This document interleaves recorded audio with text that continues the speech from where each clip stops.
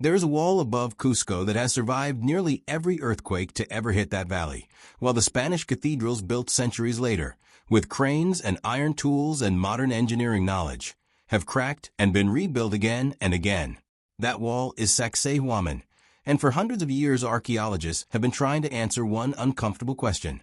How did a civilization with no iron tools, no wheels, and no draft animals capable of hauling heavy loads manage to cut, move, and fit together stones weighing more than 100 tons with a precision that modern quarrying equipment still struggles to match? Now, researchers are turning to something new to help answer that question. Laser scanning, photogrammetry, and computational modeling are being used to digitize every joint, every surface, and every angle of this site in more detail than any human eye could ever process. And what these digital tools are revealing is not a mystical secret hidden for centuries.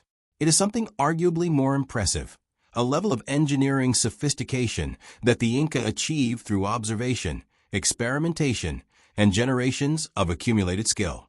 Sacsayhuaman sits on a ridge overlooking the old Inca capital of Cusco in the Peruvian Andes.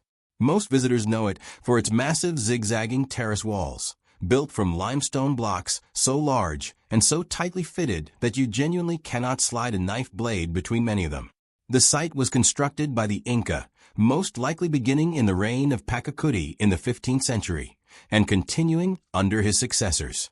Spanish chroniclers who saw it shortly after the conquest described it as a fortress, and it likely served that purpose during the Inca resistance against Spanish forces in 1536. But most archaeologists today believe it was more than a military structure.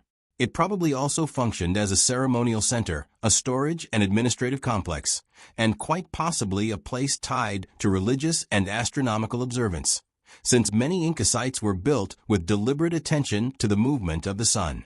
The construction technique used at Sacsayhuaman is called polygonal ashlar masonry. Instead of cutting stones into simple rectangular blocks, Inca stonemasons shaped each block to interlock with its neighbors along irregular, multi-sided joints. This is actually a brilliant seismic design choice, whether or not the builders framed it in those terms. In an earthquake-prone region like the Andes, a wall built from uniform rectangular blocks stacked in straight rows is vulnerable, because the joints run in continuous lines that can crack and shear apart.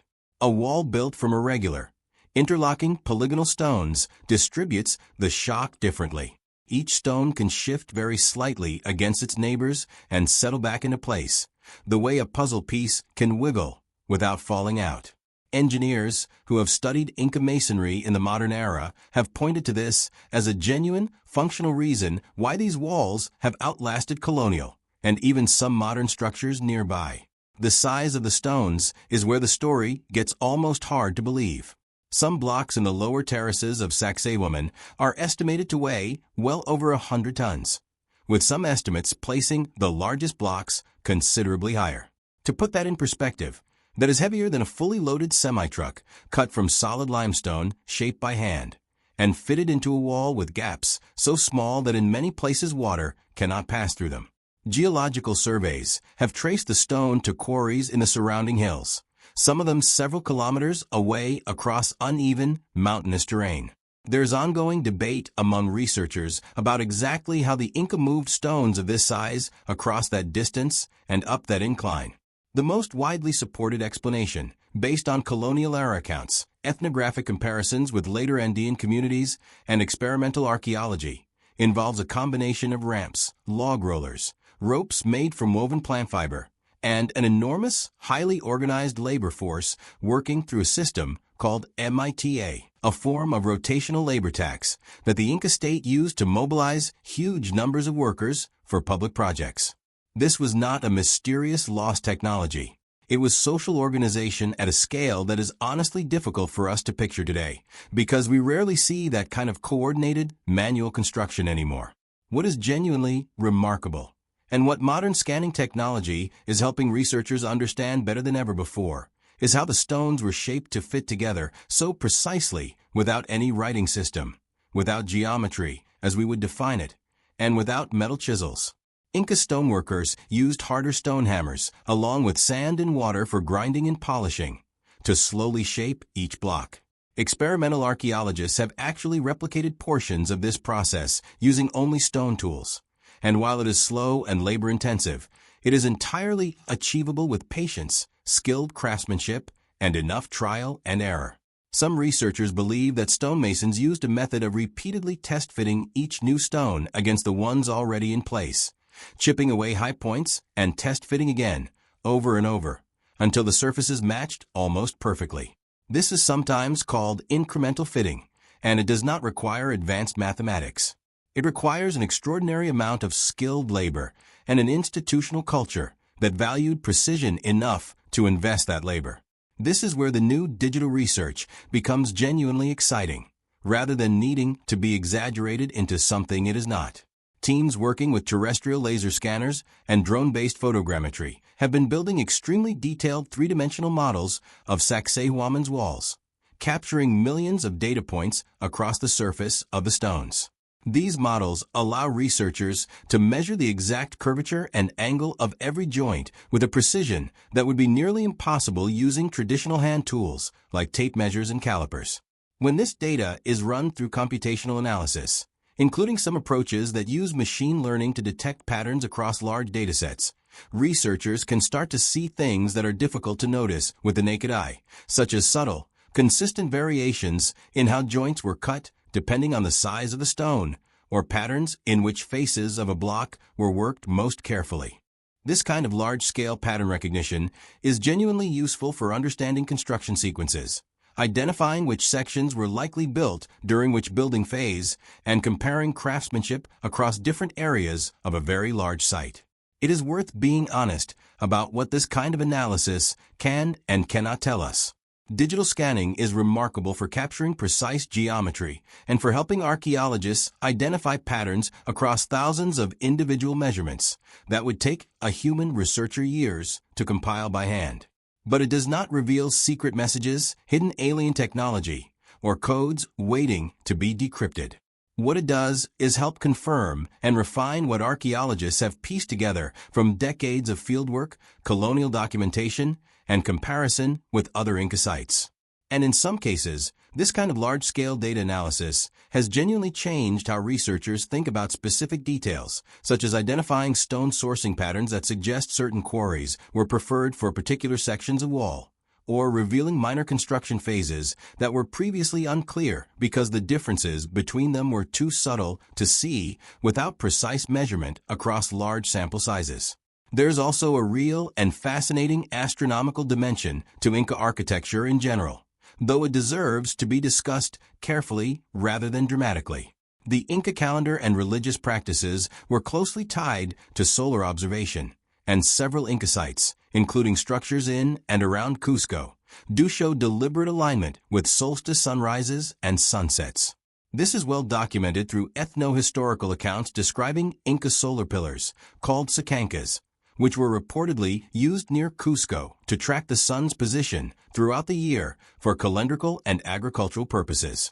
Some researchers have proposed that certain architectural features at Sacsayhuaman and nearby sites may have played a role in this kind of observation, given the clear sight lines toward the horizon from the ridge. However, rigorous archaeoastronomy requires careful, statistically sound analysis, because it is very easy to find alignments in any large structure if you look hard enough for coincidental matches. Serious researchers in this field are cautious for exactly that reason, and any claims about specific alignments at Sacsayhuaman should be treated as part of an ongoing, evidence-based conversation rather than a settled, dramatic revelation. What makes Sacsayhuaman worth returning to again and again is not that it hides some secret beyond human explanation. It is that everything we do know about it is already remarkable enough. This was a civilization without writing in the way we define it, without the wheel used for transport, without iron tools, and without draft animals capable of hauling megalithic stone. And yet they organized tens of thousands of workers, quarried stone from multiple sources across difficult terrain, transported it using ramps and rope and human muscle, and shaped it with such careful attention that the resulting walls have survived 5 centuries of earthquakes that have destroyed structures built with far more advanced technology. that is not evidence of a lost or forgotten superscience. It is evidence of what disciplined, large-scale human cooperation and generational craftsmanship can achieve when a society commits enormous resources to a single, sustained goal. The Spanish conquest disrupted the continuation of this building tradition. Much of Sacsayhuaman itself was actually dismantled after the conquest, its smaller, more accessible stones repurposed by Spanish colonists to build churches and houses in Cusco below, which is part of why the largest, most difficult-to-move blocks are the ones that remain standing today. In a strange way, the very stones that survived are the ones that were simply too enormous and too difficult to steal. What we see now is a partial ruin, not the complete original structure, and much of what was written about Inca knowledge, engineering practice, and religious meaning was lost in the process of conquest and colonization. Since the Inca recorded information through a system of knotted cords called quipu, which we still do not fully understand today. That loss is real, and it is part of why sites like Sacsayhuaman continue to generate questions that we may never be able to answer with full certainty. Modern digital tools are genuinely helping close some of those gaps, not by uncovering hidden messages, but by allowing researchers to study these sites more thoroughly, more precisely, and more collaboratively than ever before. Detailed 3D models can be shared across research institutions, compared against similar sites throughout the Andes, and reanalyzed as new questions emerge, all without risking damage to the actual stone through repeated physical handling and measurement. This is the real, ongoing story of archaeological science at Sacsayhuaman. Not a single dramatic reveal, but a slow, careful accumulation of better data, better comparisons, and better supported conclusions, built by combining traditional fieldwork with a kind of large-scale pattern analysis that computers are particularly good at. So the next time you see a photograph of those massive, tightly fitted stones on the hillside above Cusco, the truth is not that some vanished, more advanced civilization or hidden technology built them. The truth is that a resourceful, highly organized society solved an extraordinarily difficult engineering problem using human ingenuity, patience, and cooperation on a staggering scale, and that we are still learning new details about exactly how they did it. That, honestly, might be more impressive than any mystery could ever be. If you found this interesting, let me know in the comments which ancient site you would like to see explored next, and whether you think we will ever fully recover the knowledge that was lost after the conquest.